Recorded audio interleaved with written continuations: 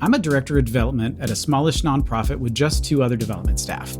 We often wear the hats of fundraising generalists because we're a small shop. From time to time, our organization receives estate gifts. While we promote that type of giving on our website and work with lawyers where needed, I feel like I don't understand the full grasp of what a planned giving program entails. Any insights?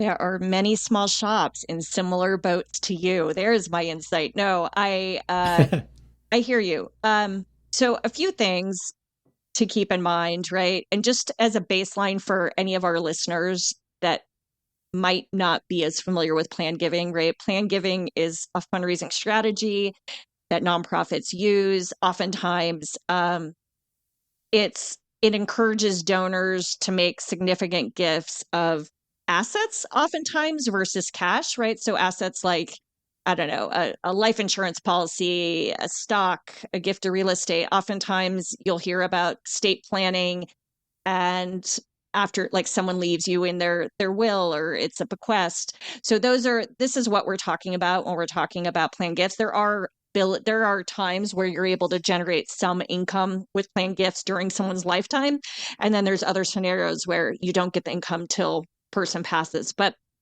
that's the fundraising strategy. And so I think oftentimes when you're thinking about a planned giving program, you have to think about it like your other types of, like if you have an annual giving program, if you have a major gifts program, what are you doing for those? And you have to think about the same thing. Like, are you investing in marketing for the program? And it sounds like you're obviously getting it out there a little bit, right? You've got it on the website. What data are you collecting? Is there a way to collect data that about, potential planned gift donors, or either analyze data like you would that like for the other kinds of giving you do? And so I think when you think about something as a program versus just kind of a one-off thing, it's thinking about what investment are we putting into that program from staff resource standpoint, from like a marketing standpoint, from thinking about how we're tracking data and how we're strategically sort of recruiting and going after these types of gifts. Kudos to you. I just want to say this on the outset, kudos to you for like making this a priority, because so many times organizations like ignore planned giving because they're like, that's not money in the door today, right? It's a longer term strategy. And yet the reality is it can be a game changer when you like plant the seeds early on for that planned gift later. And whether it happens during your time at the organization or down the road, it's pretty cool when you get like that call that says, hey, we're sending you, you're getting a check or you're getting this gift unexpected like this year. And you hear it all the time, right? Multiple hundreds of thousands of dollars, millions of dollars. So it's really a strategy I think so many organizations aren't doing. And they actually are showing in some of the fundraising trends that are out there and some of the reports that like the research being done and data collected, they're showing that planned gifts are continuing on the rise because people are living longer. They may not have the availability to give you a large cash gift during their lifetime, but they have assets that are building and growing. Few other things to keep in mind, and you probably maybe already know this, but thinking about consistent annual donors are like those are the biggest. Usually, if someone is giving to you even at small amounts, but is doing it year over year, month after month for years, they are oftentimes planned giving prospects because they're loyal and they actually are trying to help support you with what they can today. Also thinking about people's marital status, and if they have kids makes a difference. So I always say like the single women who don't have kids they are your ticket for looking at a strategic kind of plan or target market for this. But back to sort of, I guess, so that's what I would say it entails. And I guess I would just encourage you, there's a lot of things you can do. I know you're a small team and I know you're wearing multiple hats, but there's a lot of things you can do that are like, even what you're doing now is great, but building from that can actually just continue to keep it priority. Asking, so many times people put the language on their website that says, hey, we've got this planned giving program. but they don't actually say, will you let us know if you've included us? Like, they don't actually ask that. Like, can you inform us? We'd like to acknowledge you and make sure we sort of have your legacy wishes on target. Sometimes if you do any kind of appeal letter or email campaign, sometimes including like a PS, if you're not able to today, but you're looking longer term, so just making sure you don't lose sight of it just because you're not going to get the gift today. I think also I've seen organizations do like a newsletter where they'll do a donor feature of someone who was a donor that is either still alive, or maybe it's, the deceased person, and it's sort of a tribute to that person, and just says, hey, we just want to honor this person who, again, assuming you have permission to do this, right, for what they did for our organization. So those are just a few tricks to like continue to build on what you're already doing. But I think you're doing like what you're doing when you're wearing multiple hats and having to be a generalist is a great start. So just keep building on that. Yeah, I'd say for a small shop, you might spend some time just doing some research on what exists out there. You're never going to understand it all. I'll just say that. Because, I mean, I've been doing this for a really long time, and there are things that like, well, is it a charitable lead trust or a charitable remainder trust? And like, what's the difference? I'm like, I can't remember. I knew at one point, and it's all leaked out of my head. There's a national organization that deals with planned giving, like that does a lot of talks to people about what it is and how it works and why you would want to use it. So that's a good place to get information. We'll put a link to that in the show notes about who that is, and they do webinars and things like that to kind of talk you through how the whole thing works, so that you can kind of get a sense of what the universe is like. In my experience, planned giving, a lot of times it's driven by an investment manager. So one of the conversations that if you're, if high net worth individuals may have, like somebody that's helping them with their investments and things like that, one of the questions that they always ask is like, are you interested in giving money to charity? So that then, if the answer is like, oh yeah, I definitely want to give some of my money to charity, right? And the investment manager is like, it's not in their interests necessarily to say, well, yeah, because if you give the money to charity now, you can't invest it with me and I can't make 1% on the money that you're investing. Like, so their financial, like personal financial, like drive is to not do that.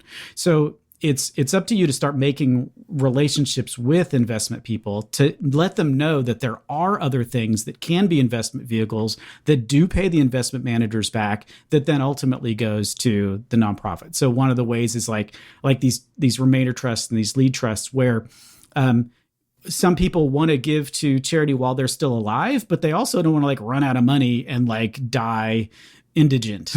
So they feel like we'd like to give the money away, and it would be nice to be able to see that this money's being given away now, but I don't want to just like give it away and then like have to eat cat food for the rest of my life.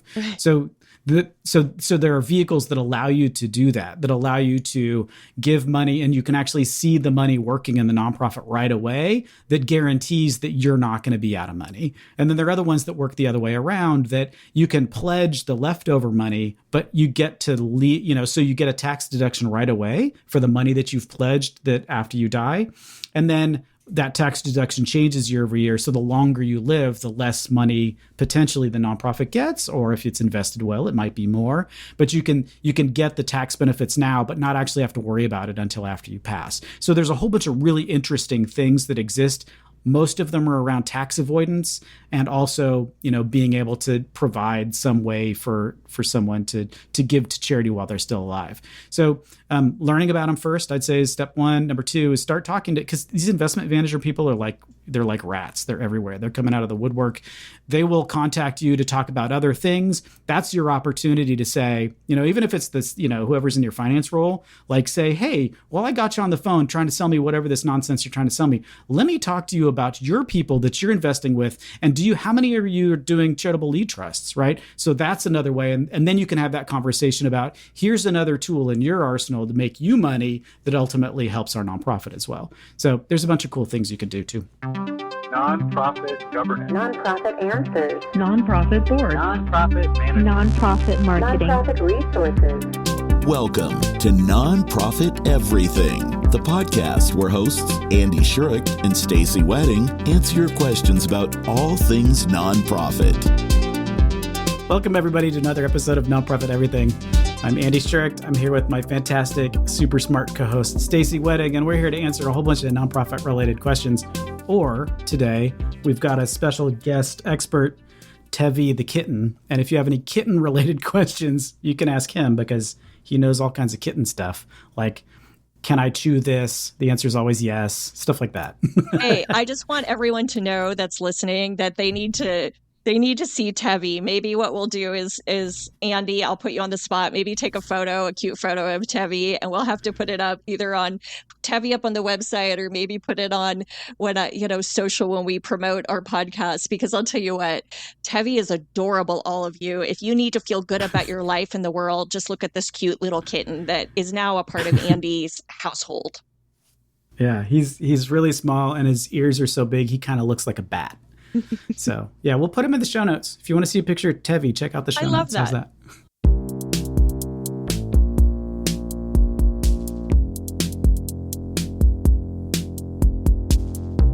I'm the board chair of a smallish nonprofit that's comprised mostly of board members who are worker bees with big hearts, but no money and limited connections.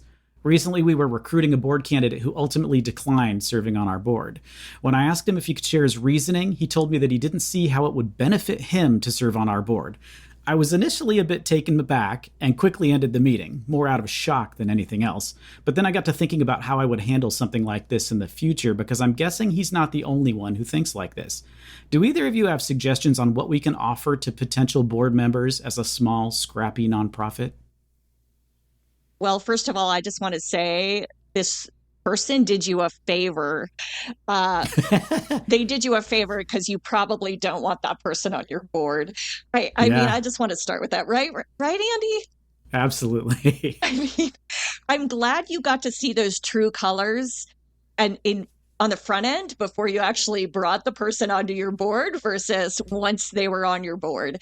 I mean, let's be honest, right? The board service, if someone doesn't get that board service is a part of volunteerism, and that it's a privilege to serve, and that it's not about getting something in return. If someone doesn't get that, then you probably don't want them. Now, I would also say, and they're not a good board prospect, but I'd also say that I do think sometimes nonprofits miss an opportunity to share what are some of the advantages of serving on a board. So that's different than like benefit, maybe, but not like a tangible benefit, like you're gonna get more clients from this or whatever, but more like, hey, one of the things that we've heard and found from our board members is they actually gain a lot of knowledge about the topic and our mission. They understand more about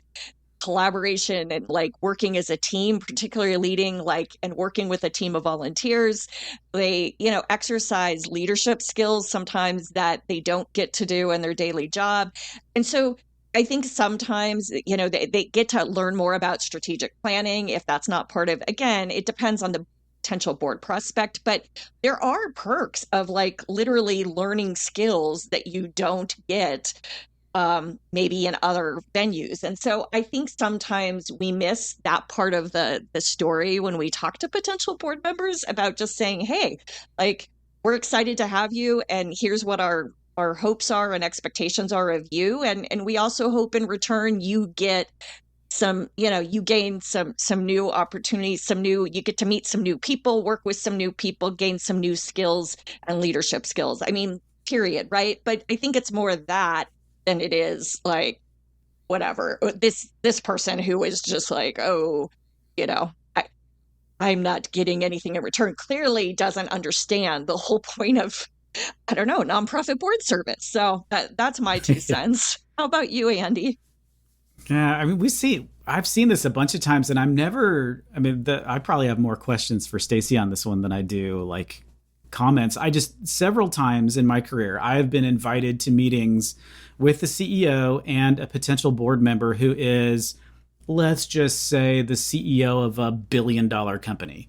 And we'll go to lunch and the CEO is like not that interested in it. They're just like, okay, I understand what you're doing, and maybe I don't have a ton of time to devote to this. And the nonprofit CEO is like, yeah, but we really need your support, and like trying to pitch it. And I think the core of it for the nonprofit is that they want like the top person at whatever the big employer in town to be part of the board, because that does a bunch of things. Number one, it helps potentially money come from that corporation to the nonprofit. So that's funding there.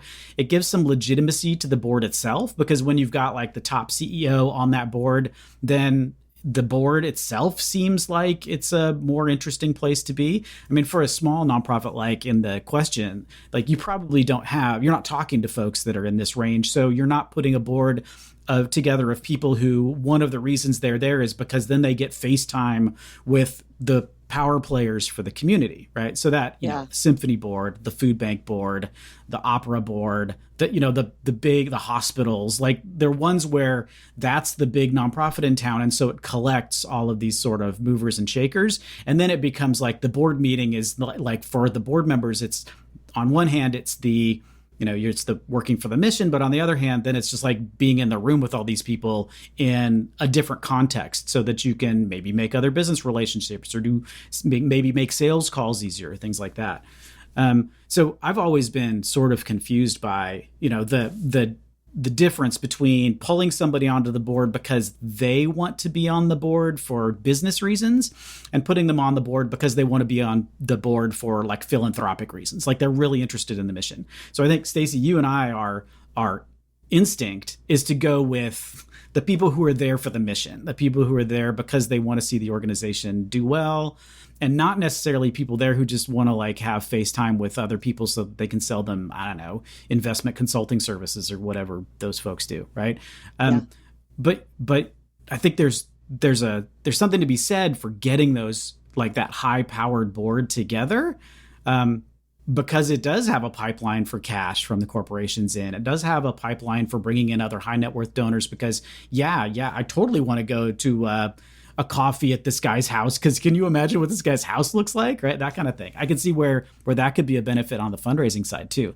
So obviously I'm conflicted. What do you think, Stacey? Well, I completely hear you and agree that is something that so many nonprofits, larger ones, fall into, that sort of cycle. And I'm a bit of a stickler with this, because I truly believe to govern well and to truly be at the table, engaged in governance the way you should be as a board, that it is not meant for most people. So, including wealthy people. So I think in that circumstance, I am a huge believer of, okay, do you have a governance board that truly is doing the right? You've got the attorney, you're protected with the law, you got the extra pair of financial expertise or eyes, you've got somebody who is great with brand positioning or whatever, like some of those core things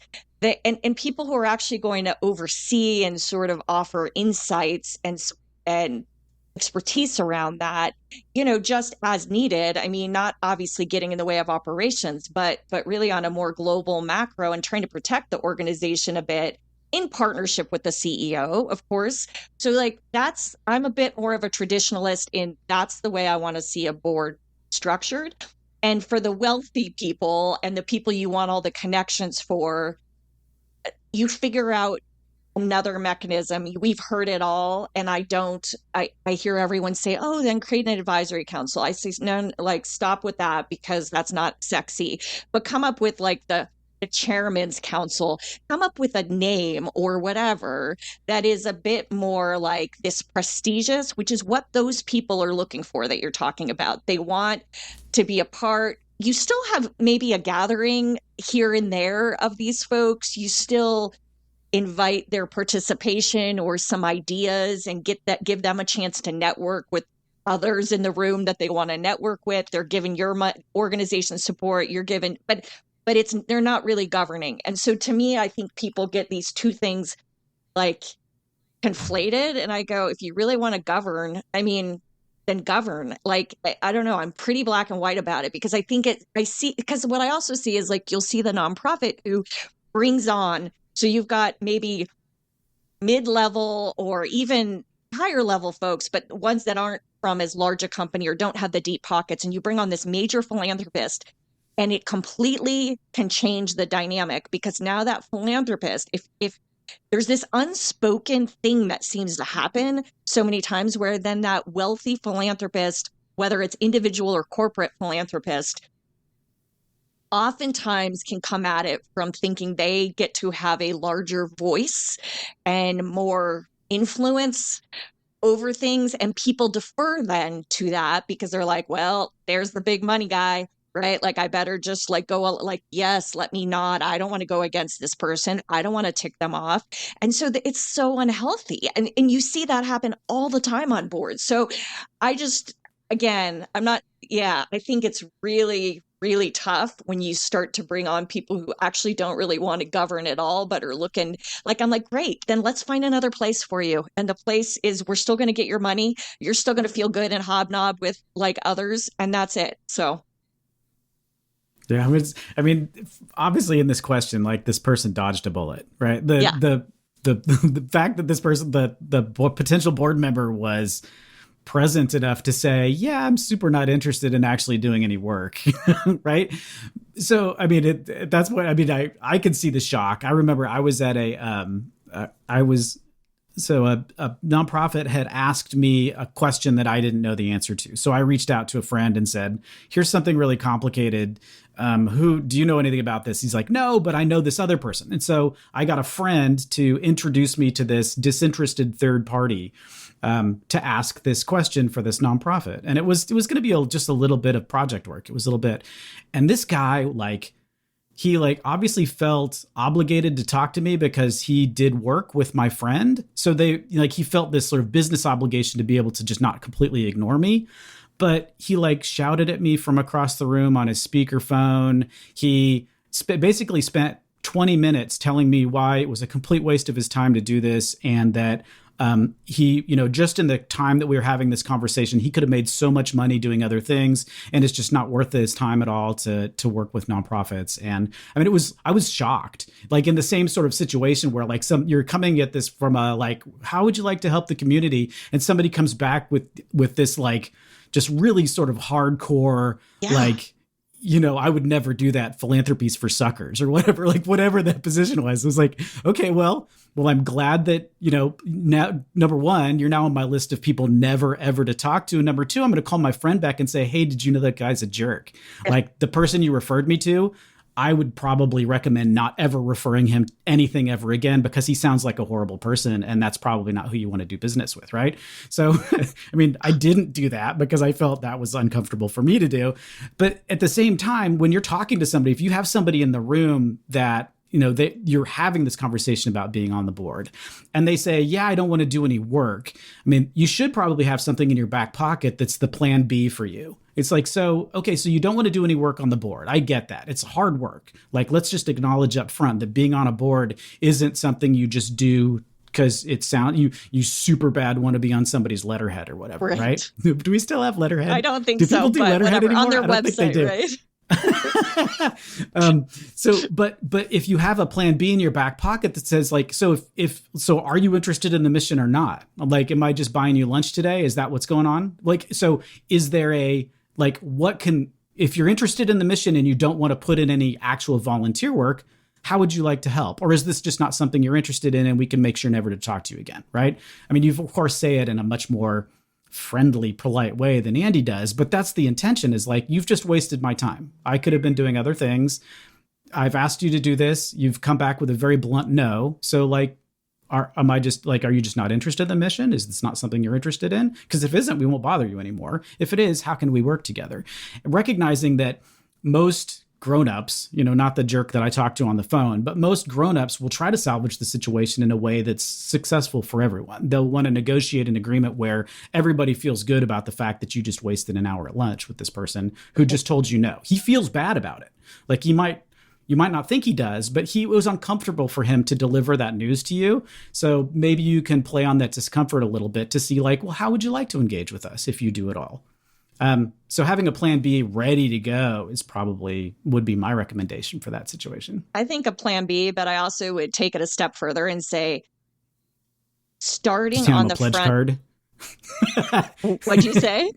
Just hand them a pledge card. Yeah. Just hand them a pledge card. I love that. That's better. Yeah. No, I think like I'd love to see organizations, instead of rushing right into, okay, they've either identified a board member they want, or someone has expressed interest, or someone's recommended somebody. Instead of starting that conversation with just, here's what it means to be on our board and blah, blah, blah, starting the conversation with asking some really important basic questions. So why are you interested? Or, hey, we're thinking about building our board and also rounding out some, of getting expertise on our corner, whether it's in a different way than serving on our board. And just, would you, is that something that would ever be of interest? But also like, what would you hope to gain? What would you hope to get out of that experience? And not like from a benefit standpoint, but, what is it that actually interests you? When you think about being on a board, what is it about that interests you? Now, people who are seasoned and have been on boards before, then you'll probably get a very different answer than if you talk to somebody who's never been on a board before. I think you're going to hear things like, oh, I just really love I love the mission. I mean, you might hear this, right? And I want to be more connected to the work you do. And then if you peel back the layer of that, most of the time, they don't want to actually do governance work. Like they want to have a hands-on experience. They feel like somehow they're going to have access to getting more connected with your mission. And that's not necessarily the case, right? You have board meetings, you have hard decisions to make, you have to do so I don't mean to be like I want more good quality board members, but I don't think people know what it actually means if they haven't served before.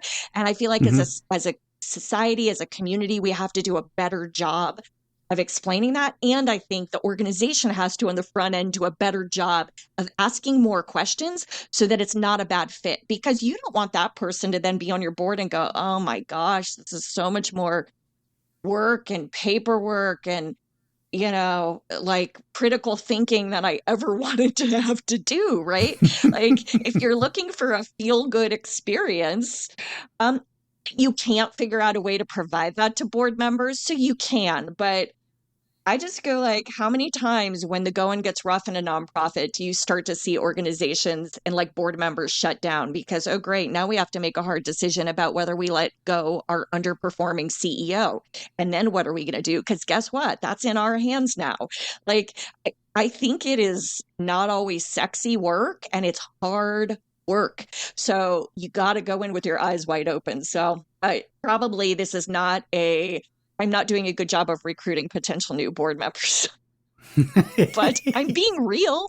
Like, do you think I'm being too harsh, Andy? Do you see it like?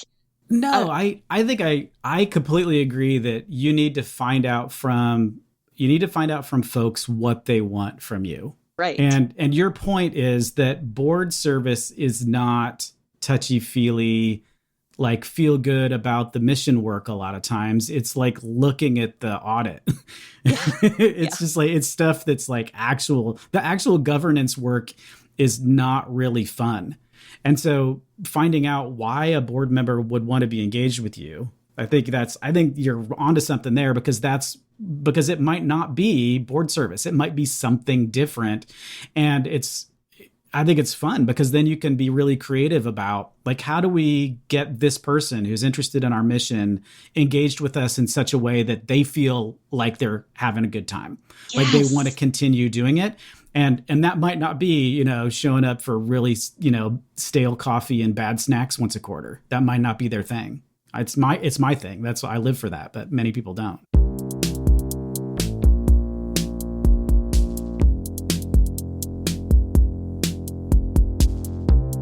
All right, that is a wrap on today's episode of Nonprofit Everything. Andy and I really appreciate you joining us. As always, hit subscribe, share this with another nonprofit warrior, and send us your questions at nonprofiteverything.com or find us on social. And as you know, on the website, nonprofiteverything.com, we make it really easy. There's a big ask a question button. And we never share your name, so no worries, right? You can go completely anonymous with this. So we will take any and all questions. And I just want to say, if you're running a nonprofit, you are not alone in this crazy journey. I think that more than ever, Andy, I don't know if you've heard it like I have this year, everyone's just been like holding on tight, going, this has been a bumpy year. Are you hearing that? Mm-hmm. Yeah, there's a little bit of stress in the sector, huh? Yeah, just a little, right? So we want you to know, we hope that if nothing else, this episode and sometimes our humor or going off on our little banter or whatever, me on my soapboxes, we just hope that it brings you a little levity to your day. And if nothing else, maybe you learn a thing or two. So until next time, keep changing the world. We'll see you then.